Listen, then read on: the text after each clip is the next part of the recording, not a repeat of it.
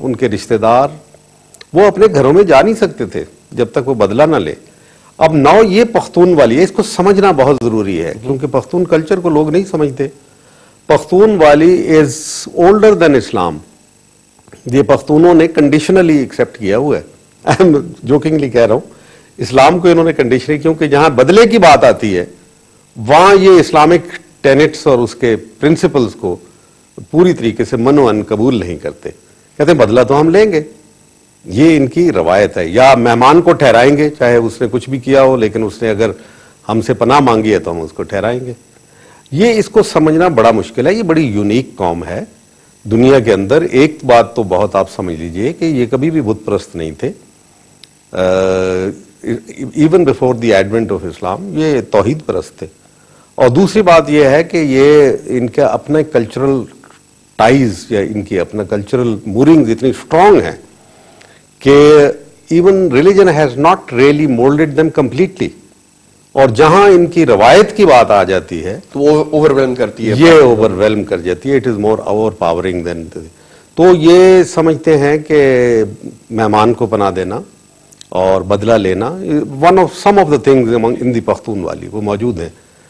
और इन्होंने इस बात को नहीं छोड़ा। आप अलेक्जेंडर द ग्रेट से लेके जो रिकॉर्डेड हिस्ट्री है उसमें देख लें, इन्होंने अब कभी भी नहीं छोड़ा। अपनी आज़ादी के लिए दो चीज़ें बहुत इंपॉर्टेंट है इनके यहाँ, एक तो इनकी रवायत और दूसरा इनकी कमिटमेंट टू द फेथ। वो फेथ और रवायत को ये मिक्स कर देते हैं।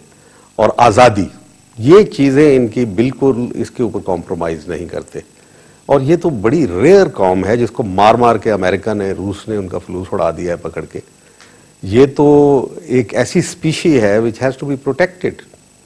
And that's why I love Afghans, because they are so, उनकी जो कैरेक्टर ट्रेट्स हैं एग्रीड के वो कहीं कहीं डिसीटफुल होते हैं। अमेरिका का इरादा लगता है इस दफा अफगानिस्तान में लंबे अरसे के लिए जिस तरह के वो सेटअप बना रहे हैं, और ये और बयानात में ये भी आया था और पैसे देंगे पाकिस्तान को भी गालिबन, और ये सारा कुछ वॉर अगेंस्ट टेरर। कल के बयानात भी अगर आप देखें, हॉलब्रुक का दौरा, और फिर हमारे वजीर खारजा साहब ने कहा कि जनाब के कोई ब्लैंक चेक नहीं देंगे हम इस दफ़ा, थोड़ा सा करेंगे। थोड़ा सा अगर माजी में चलें सर, आपके ख्याल में जनरल मुशर्रफ का वो फैसला, वो 7-8 पॉइंट्स जो दिए थे कि जी बेसिस भी इस्तेमाल करेंगे, एयर स्पेस भी इस्तेमाल करेंगे, हमारी फौज भी टेरेन्स में फाइट करेगी, was that incorrect decision?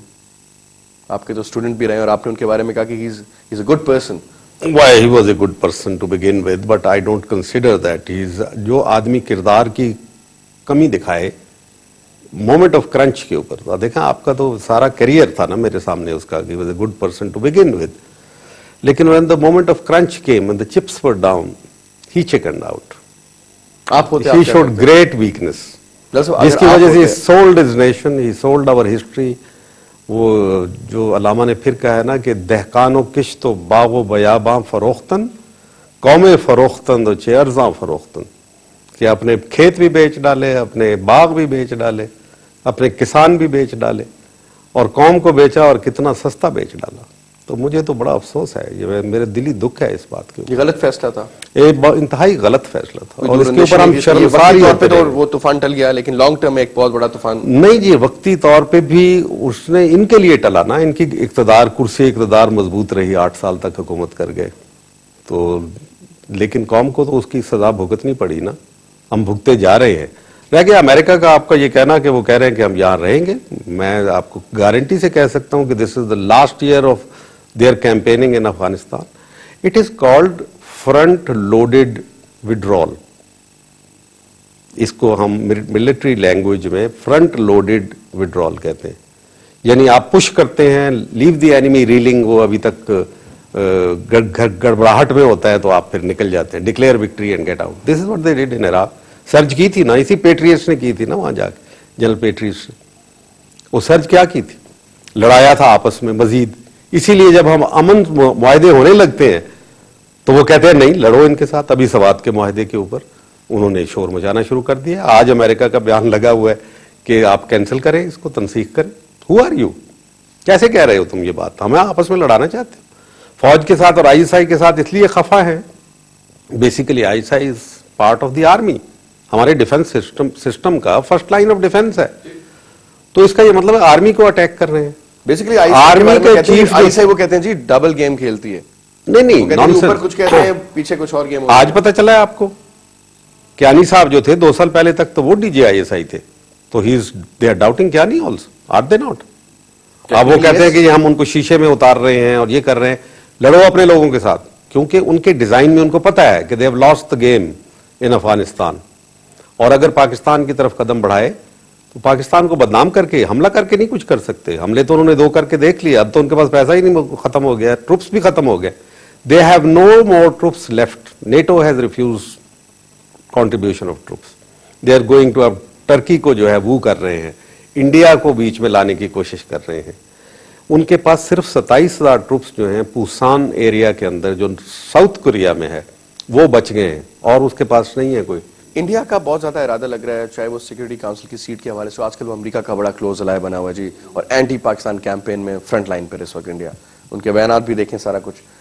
Do you think there is any possibility कि इंडिया अपने आप को एंगेज करेगा फ्रॉम दी वेस्टर्न बॉर्डर्स कि जी हम पिन पॉइंट करते हैं, जी हम वॉर, पैसा हमें दो, हम डालते हैं? Is it possible?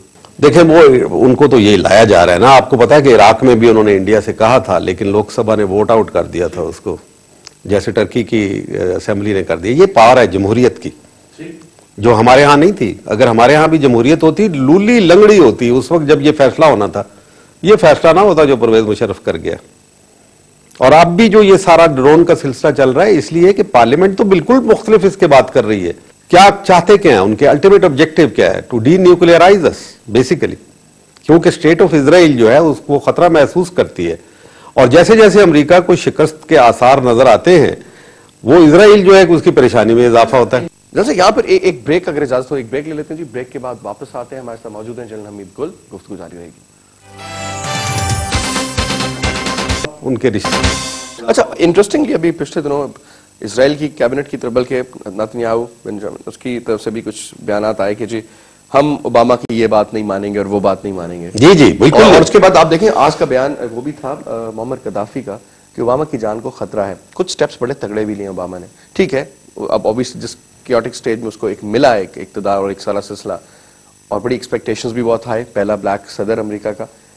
Do you think कि ओबामा को भी मोसाद या कुछ गेम हो सकती है? जी, उन्होंने पहले देखें हमेशा ये करवाते रहे। कैनेडी को किसने मरवाया, उसके बाद मोनिका लेविन्स्की का केस किसने खड़ा किया, और जो टेप्स थे, जो वाटरगेट स्कैंडल था, वो किसने करवाया? उन्होंने।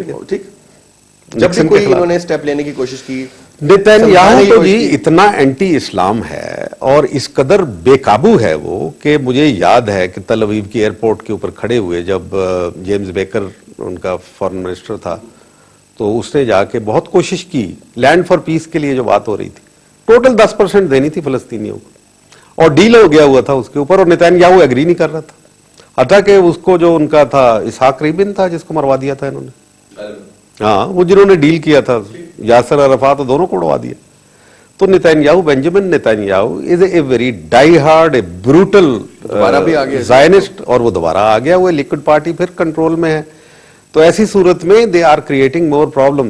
व्हेन दे से कि ओबामा से कि डी न्यूक्लियराइजेशन करनी है मैंने वर्ल्ड की, वेरी गुड थॉट, हमें भी कर लेंगे, इंडिया को भी कर लेंगे, अपने आप को भी कर लेंगे, क्या इजराइल को भी डीन्यूक्लियराइज कर लेंगे? नहीं कर सकते। That is where the crunch lies. अगर उससे इसके ऊपर की Israel is technically is a non declared nuclear power, it is they have 450 warheads, and this was told to me on good authority by Seymour Hersh, who himself is a Jew, new yorker के लिए लिखता है, आपको पता है कि बहुत author है इन चीजों का। ये उसने कहा 450 उनके पास, यहाँ बैठे हुए इस जगह मेरे घर में। इज इट ट्रू कि पाकिस्तान ने जो भी अपना न्यूक्लियर सेटअप बनाया या अपना वॉरहेड्स बनाया या